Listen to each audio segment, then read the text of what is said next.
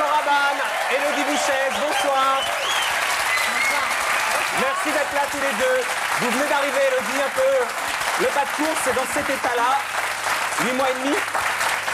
On peut dire ça, oui. 8 mois et demi. Vous avez à côté quelqu'un qui fait des prédictions. Histoire de savoir si c'est un petit garçon ou une petite fille, dites-nous, bah quoi, on sait jamais. Si vous dites un petit garçon, vous êtes sûr que c'est une petite fille, Élodie. Marc-Olivier, j'ai dit dans l'émission de Carl Zero, ainsi que dans le Paris Match, que m'ayant trompé, je ne parlerai plus de ça. Là, vous venez de faire une faute de français, deuxième... Oui, je suis espagnol, Oui, je suis étranger. Je suis désolé. Et puis, comme j'écoute beaucoup la télévision, et que vous, les gens de la télévision, vous ne savez absolument pas parler le français, alors peu à peu, je des habitudes du beau langage. Si je peux me permettre, monsieur Rabanne, c'est vrai que vous avez dit que vous ne ferez plus de prédictions, mais vous avez quand même balancé 2-3 trucs du style Jospin ne serait pas président, vous l'avez fait après coup. Oui, non, j'ai dit ni l'un ni l'autre. Ah, ni l'un ni l'autre. Non. Vous voyez, quand on vous lance, vous partez tous. J'ai dit ni l'un ni l'autre, un troisième homme viendra. C'est pas vrai. Qui? Ah mince, le troisième homme, c'était qui déjà? C'est qui, Bérou? Ils sont plusieurs. Non, mais il y en a un qui s'est dit le troisième homme. Chevènement? Chevènement, voilà, Chevènement. Non, j'ai rien dit, moi. Bon, mais alors pour Élodie, allez, faites un petit effort. Non, non, non, non. Allez, un petit effort. J'ai déjà suffisamment de mal. Bon, Élodie, dites-nous comme ça, on sera débarrassé. Un petit garçon, une petite fille? Un garçon. Une chance sur deux, hein. Un garçon. Un garçon, il veut dire garçon, c'est quoi? Allez, juste Bah, on verra. Ah, vous savez pas? Non. Ah, alors on verra. Ben, je vais vous dire pourquoi. Je pense que c'est un garçon parce que vous êtes très belle. Et alors, si elle était moche, ça aurait été une petite fille. Quand une femme enceinte est très belle, elle a des hormones masculines dans le corps de l'enfant et elle resplendit. Ça va beaucoup mieux, Paco. Autant le dire tout de suite, ça a l'air d'aller beaucoup mieux depuis quelques... Lorsqu'une femme attend une fille... Elle est moche comme c'est pas possible. Il y a surcharge d'hormones féminines et le teint se brouille. Les femmes ont ce qu'elles appellent le masque, le teint brouillé, bon, c'est simple. Bien. Alors, Élodie, elle est là. Je suis arrivée en courant, donc... Ouais, mais vous avez l'air en pleine forme. Elle vient défendre un film. Elle est très belle, elle est très belle. Depuis le premier film où j'avais vu Les Roseaux Sauvages, vous étiez sublime. Je n'ai pas vu le dernier, malheureusement. Bah là, vous allez pouvoir aller voir Le Petit Poucet, elle va nous en parler tout à l'heure. Et vous venez nous parler de mode, mais également de... Je vais parler de mode. Ah bah non, vous allez parler de ce qu'on vous demande de parler quand même, non? Pas toujours, pourquoi? Pas toujours. Non. Bon, en tout cas, tout le monde vous connaît. On sait que c'est vous qui avez assassiné Toutankhamon, vous le saviez. Hein, vous étiez courtisane de Louis XV, prostituée du XVIIIe siècle, vous avez 75 000 ans. Vous êtes bien conservé, pas quoi, rien à dire. Vous avez une idée de ce que... J'ai pas 75 millions. Ah bon? Si on croit à la réincarnation, vous n'êtes pas obligé de le croire. Vous y croyez toujours? C'est une théorie, bien sûr. Ah. C'est une théorie chrétienne, enlevée par l'Église au IVe siècle. Et alors? Automatiquement, les gens donc sortant votre âme d'animal... a 75 000 ans. Non, vous avez des vies et des vies et des vies. Ariane, elle était quoi avant? Ah non, c'était moi qui voulais dire. Ariane, elle était quoi? Lolo Ferrari avant? Marc-Olivier Fogiel. Elle était quoi dans sa vie antérieure? La prochaine vie de Marc-Olivier Fogiel. Lolo Ferrari?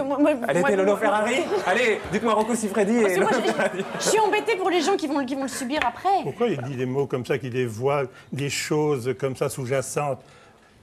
Non, c'est ça du porno, vous posez problème. Non, pas du tout. Olivier Fogiel. Vous, Paco, vous étiez quel genre de courtisane? Vous étiez comme Ariane, soumise, ou comme Elisabeth Tessier, tigresse?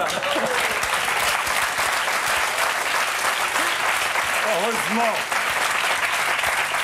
J'aime bien votre émission, mais vous êtes un machiste terrifiant. Heureusement que vous avez... Ariane, qui est douce, qui est belle, qui est le moment de rêve dans cette émission. Je suis d'accord. Et vous ne la laissez pas assez parler. Ça, je suis pas d'accord, mais bon.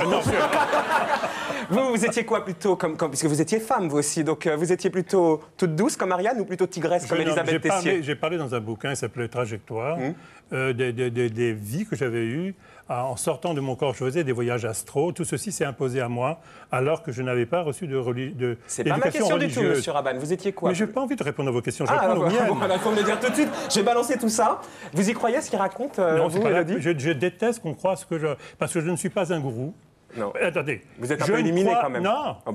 Éliminé quoi? Non. Je ne veux pas qu'on l'on croie ce que je dis. Parce qu'il faut le vivre, il faut le vivre. Je ne suis ni un maître, ni un gourou, ni rien. La seule secte dans laquelle je suis, c'est la chambre syndicale de la haute couture parisienne, où il y a 18 allumés. C'est quoi, les 17 autres? Les 17 autres Histoire de vous mettre au niveau, Élodie, vous allez comprendre, parce qu'il a dit quand même un certain nombre de conneries, hein, Paco Rabanne, il faut le dire. Je ne sais pas si vous en souvenez. On va un peu résumer. Il a fait aussi des très belles choses, il faut le dire aussi, en tant que couturier. Dans les émissions que j'ai regardées de lui, il en a sorti pas mal de conneries aussi. Mais moi, je n'ai pas dit que Mire allait tomber. Un best-of de Marc-Olivier Fogiel. Ça serait génial.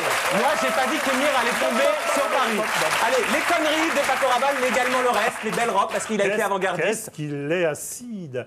Ah, il n'aime pas qu'on l'attaque. Hein. C'est pas une bouteille de vinaigre. Oh là là. Allez, c'est une citadelle avec des faiblesses aux fondations. Vous voulez que je m'allonge et que vous me psychanalysez? Ah ben non, je vois la peine. Je vous psychanalyse comme ça. Oh là. Il suffit de voir l'horizontalité de vos yeux, vos oreilles, vos mains, pour savoir exactement... Sans rire. Dites-moi plus. Allez, les conneries de Paco, Antoine Pivnik.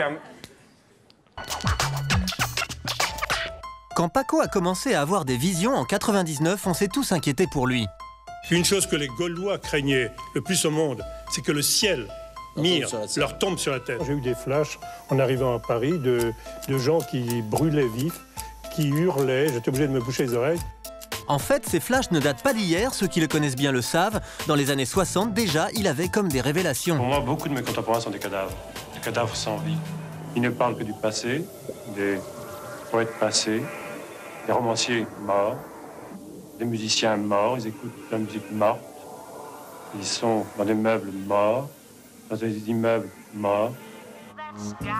À l'époque, donc, celui que Coco Chanel appelait le métallurgiste passait déjà pour un doudingue, mais personne ne s'en inquiétait, et surtout pas son copain Dali. Je vous en supplie, Amanda, avec la dernière création de Paco Rabanne. Oh, Paco Rabanne, vous pouvez nous dire quelques mots de cette tenue, de cette toilette? C'est une robe de métal faite pour le soir. Robe de métal faite pour le soir. Nous sommes à la fin de la civilisation du métal et c'est pour ça que j'aime recouvrir les femmes de métal. La première folie de Paco a donc été de recouvrir les femmes de métal et ça a duré plus de 30 ans, comme le rappelle sa biographe. C'est d'une certaine manière un monomaniaque, mais encore une fois, pas du métal, c'est un monomaniaque de l'invention, de la recherche. Bien sûr, Paco a eu d'autres folies, comme cette robe en plastique moulé ou ce truc un peu phallique, mais à vrai dire, ce ne sont pas ses créations qui nous inquiètent, c'est plutôt son côté prostitué du XVIIIe siècle. J'ai vécu plusieurs vies, et c'est encore présent dans ma mémoire.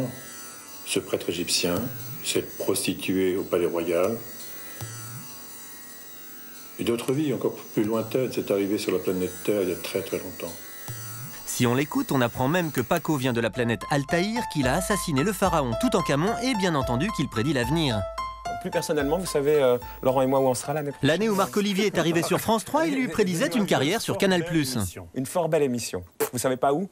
Bah, je pense que vous ne changez pas d'ici, non, de canal. Ah bah, vraiment, il se plante à Paco Rabanne. Tout ça pour dire que lundi dernier, on était donc tous très inquiets de savoir si Paco arrivait encore à se faire entendre et respecter dans son milieu sur les défilés de prêt-à-porter. Girls, nous allons commencer. Nous allons commencer. Les gens qui n'ont rien à faire ici s'en vont. Ce qu'on craignait semblait là s'arriver. Paco a beau jouer les patrons, plus grand monde ne l'écoute. Je demande à tous les photographes, caméramans, pervers, amants et ses filles, de quitter la salle. Nous allons commencer. Please, girls. Plus grand monde jusqu'au mannequin de son propre défilé.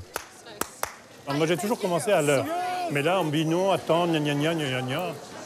Ah non, non, plus de photographes ici, please. Y aurait-il comme une dilution de l'autorité dans la maison Rabanne? Un peu de lassitude, peut-être. J'ai 40 ans de métier, 40 ans de mode. Je crois que je fais un peu fin de course. Même monsieur Marc-Olivier Fogiel, un jour aussi sera sénile. Écoutez-moi bien ça, je fais une prédiction à monsieur Fogiel. Un jour, j'espère dans très très très longtemps, il sera sénile.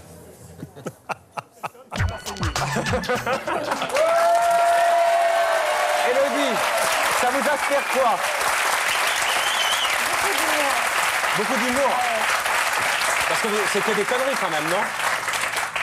Vous avez quand même eu le culot dans le sujet de me dire je maintiens, vous allez retourner à Canal+. Oui, vous verrez. Vous verrez, mon petit. Mais je crois que vous faites plus de prédictions, il faut savoir. Non, mais oui, c'est vrai. Attention.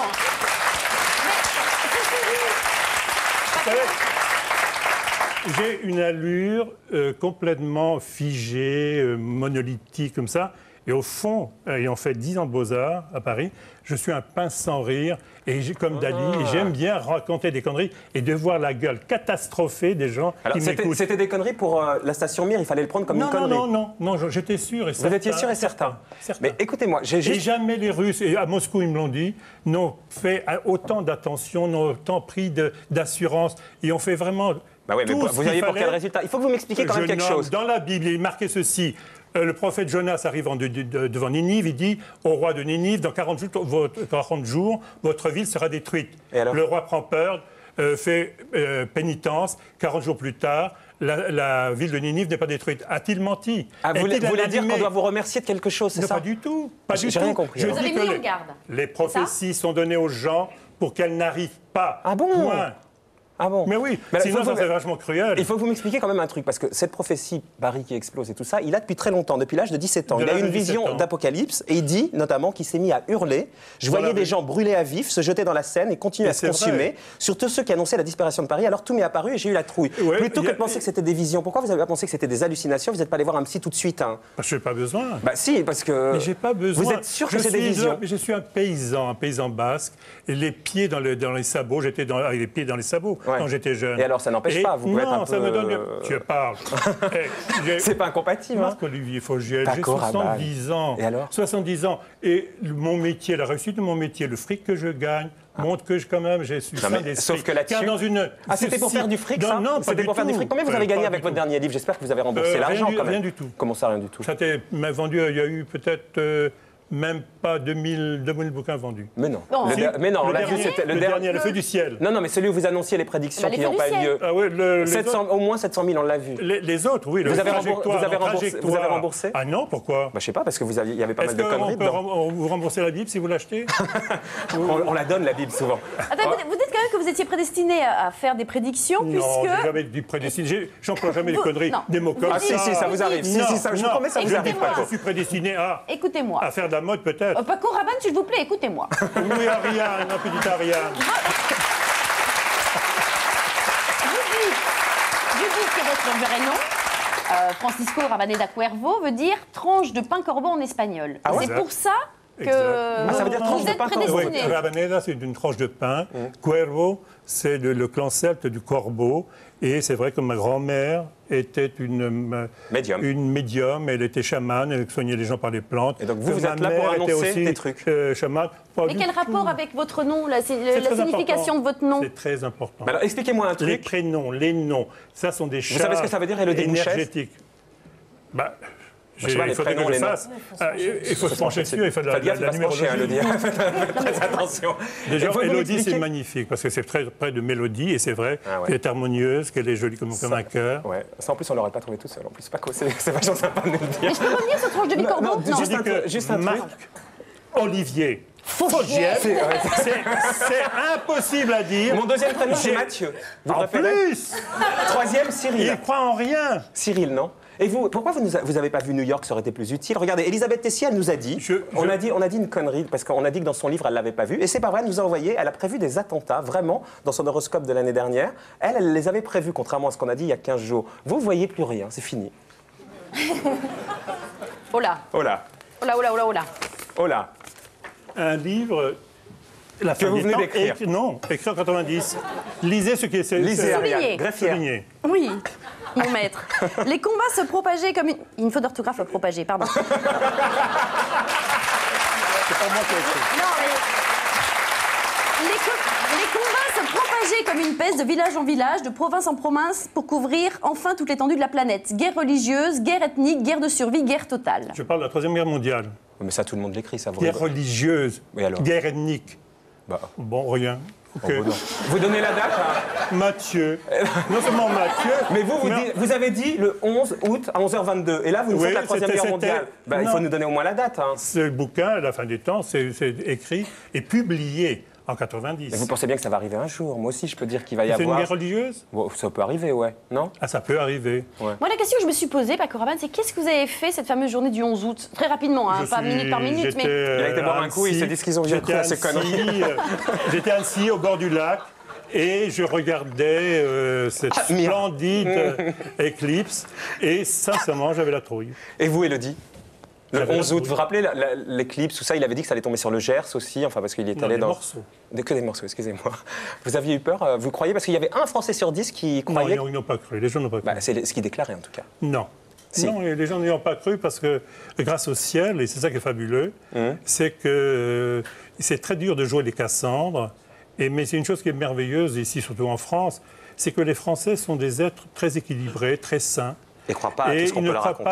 Élodie, vous, alors. Et donc... Ah non, je lui parle un peu. Pardon, excusez-moi.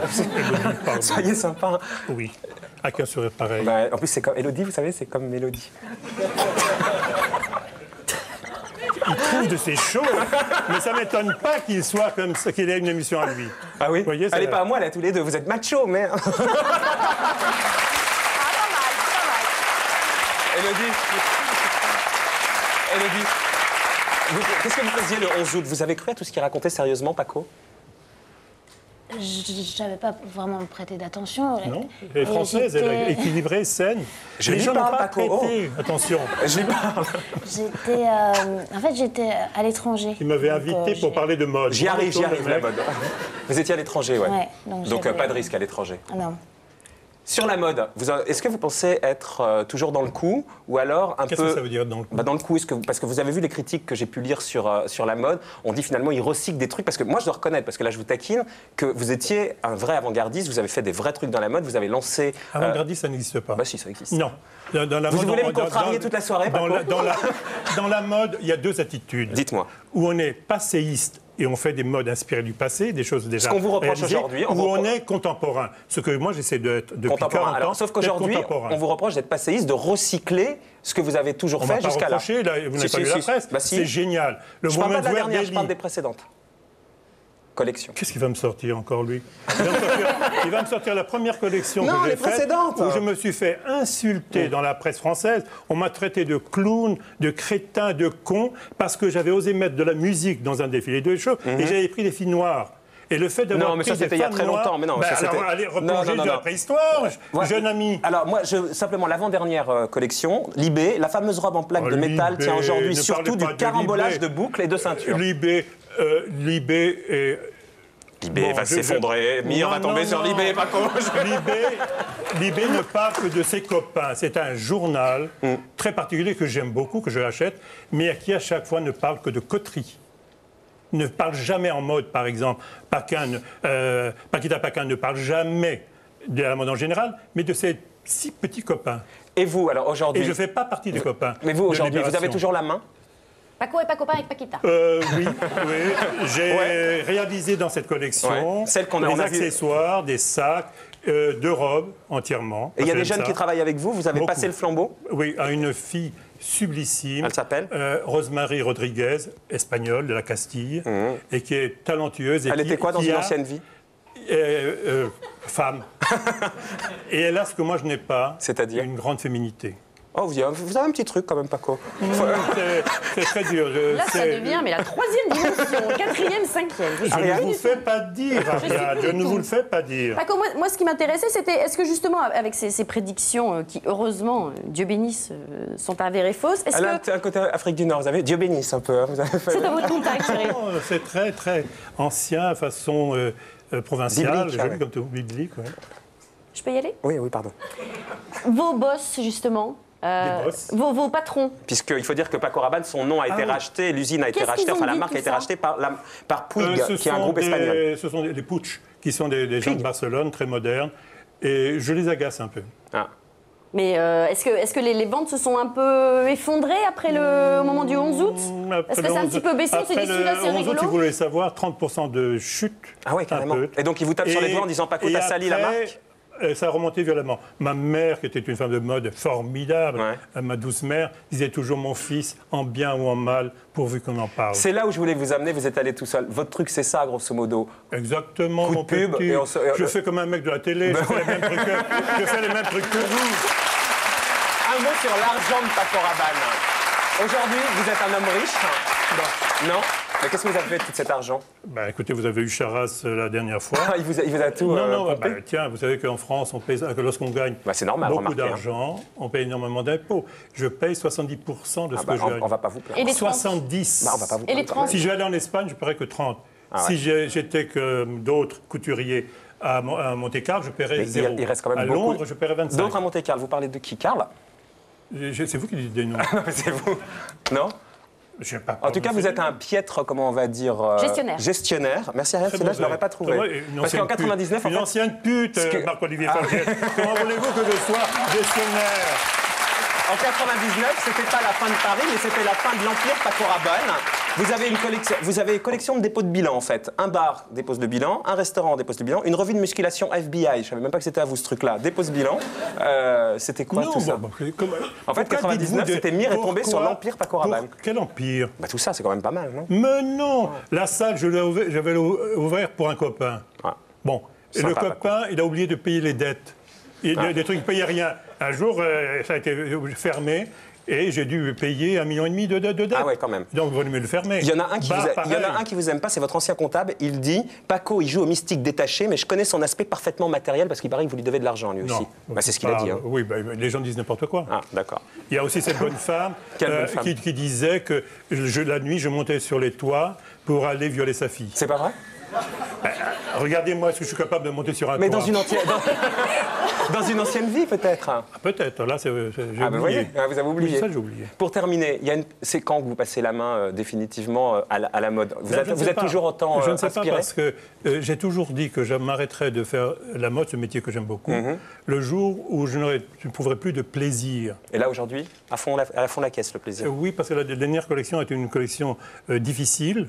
Et j'aime quand c'est difficile. C'est pour ça que je suis dans votre émission. Mais non, c'est facile. Regardez. Ayant refusé pendant un an. Un an. Je refusais parce que je savais que vous alliez me sortir des trucs comme ça. Je savais. Vous savez ce que vous avez fait quand même. Piège. Il allait encore. Non, parce que si jamais il m'invite dans 2 ans, il fera le même truc. Mais vous adorez ça. Paco Rabanne, vous aimez ça? Oui, j'aime ça parce que j'ai l'esprit de répartie. Voilà. Le jour où je ferai ma gueule, c'est que je serai allongé dans un cercueil. Et ça, franchement, vous manquerez. C'est vrai que les clowns, on en a envie, on en a besoin. Vous êtes habillé en Paco Rabanne? Tout. Total look. Vous voulez dire Mais le haut, le bas, dessous, je sais pas, moi. Je sais pas. Il n'y a rien en dessous, Ariane, c'est pour ça.